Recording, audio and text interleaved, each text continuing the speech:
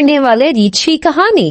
ایک دفعہ کا ذکر ہے کہ ایک خوبصورت جنگل میں جس میں درخت انتہائی پھلدار اور ندیاں شفاف بہتی تھیں، برونو نام کا ایک ریچھ رہتا تھا۔ برونو کا ایک بہت ہی بڑا ہاتھ تھا۔ اسے دوسرے ریچھوں کی طرح مچھلیاں پکڑنا، پہاڑوں پر چڑھنا اور دودھ میں سونے کا شوق نہیں تھا۔ اسے جس چیز کا سب سے زیادہ شوق تھا وہ تھا رقص۔ ایک دن موسم خزاں کی ایک شام میں برونو نے کچھ لومڑیوں کو رقص کرتے دیکھا۔ لومڑیاں موسم خزاں کا جشن منا رہی تھیں۔ ان کا خوبصورت ڈانس دیکھ کر برونو کا عزم مزید پختہ ہو گیا۔ اس نے اپنے آپ سے کہا، میں بھی ڈانسر بنوں گا۔ اگلے دن برونو نے اپنا ارادہ اپنے باقی دوستوں کو بتایا۔ میں پورے جنگل سے سب سے بہترین ڈانسر بننا چاہتا ہوں۔ تمام دوست بہت حیران ہو گئے اور کہنے لگے، ڈانس؟ ریچھ ڈانس نہیں کرتے برونو، شاید تمہیں کسی اور چیز پر دھیان دینا چاہیے۔ برونو، ڈانس تمہارے لیے بہت مشکل کام ہے۔ لیکن برونو نے کسی کی پرواہ نہیں کی۔ اس رات پوری چاند کی روشنی میں برونو نے ڈانس کرنا شروع کیا۔ اس نے اپنے آپ کو دائیں بائیں گھمایا، لیکن وہ لڑکھڑا کے ایک درخت میں ٹکرا گیا۔ اوپس! یہ ایک بہت ہی بری شروعات تھی، لیکن برونو پرعزم رہا۔ اگلے دن برونو اپنے دوست لیلی الو کے پاس گیا اور اس سے مشورہ مانگا۔ لیلی نے کہا، ڈانس صرف ایک حرکت نہیں ہوتی، بلکہ اپنے اندر موسیقی کو محسوس کرنا ہوتا ہے۔ اپنے ارد گرد کی آوازوں کو سنو، یہ تمہاری رہنمائی کریں گے۔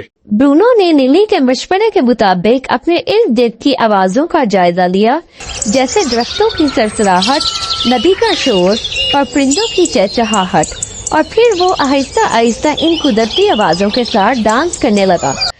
وہ روزانہ رات پر ڈانس کی مشق کرتا اور آہستہ آہستہ اس کے ڈانس میں بہتری آنے لگی۔ موسم سرما آیا اور ہر چیز نے برف کی چادر اوڑھ لی۔ بہت سے جانور ہجرت کر کے گرم مقامات پر چلے گئے، لیکن برونو ڈانس کی مشق کرتا رہا۔ اس کے پاؤں کے نیچے برف کی آواز اس کے ڈانس کا حصہ بن گئے تھے۔ آخرکار موسم بہار آ گیا اور تمام جانور موسم بہار کے میلے کی تیاریاں کرنے لگے۔ تمام جانور بہت پرجوش تھے کیونکہ یہ دعوتوں، کھیلوں اور پرفارمنسز کا وقت تھا۔ اس سال برونو نے اپنے تمام تر ہمت کو جمع کر کے میلے کے منتظمین سے رابطہ کیا اور کہا، میں بھی ایک ڈانس پرفارمنس کرنا چاہتا ہوں۔ تمام جانوروں نے ایک دوسرے کو دیکھا اور آپس میں کہنے لگے، ایک ناشتہ ہوا ریچھ؟ لیکن لیلی آگے بڑھا اور کہا، ہمیں برونو کو موقع دینا چاہیے۔ آخرکار میلے کا دن آ گیا۔ میلے کی شام گلہریوں نے اپنا رقص پیش کیا، لومڑیوں نے اپنے قدموں کا شاندار مظاہرہ کیا، یہاں تک کہ مینڈکوں نے بھی اپنی پرفارمنس دی۔ اس کے بعد برونو کی باری تھی۔ وہ اسٹیج پر آیا۔ برونو کا دل بہت تیزی سے دھڑک رہا تھا اور اس نے ایک گہرا سانس لیا۔ خود نے میوزک بجانا شروع کیا اور برونو نے اپنا ڈانس کرنا شروع کر دیا۔ شروع میں اس کا ڈانس تھوڑا سست تھا، لیکن پھر آہستہ آہستہ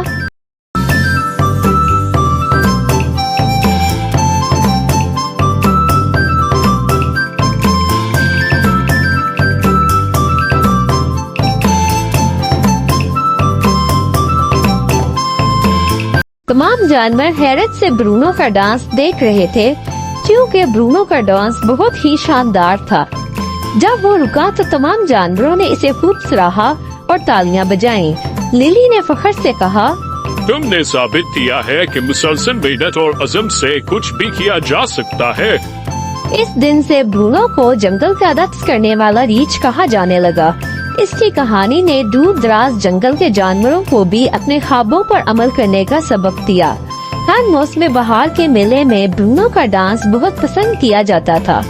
اس کہانی سے ہمیں یہ سبق ملتا ہے کہ مسلسل محنت اور ہمت سے ہم کوئی بھی کام کر سکتے ہیں، چاہے اس کی شروعات کتنی ہی مشکل کیوں نہ ہو۔ Hey everyone, did you enjoy the story? Don't forget to like, share and subscribe to our channel for more fun and exciting tales.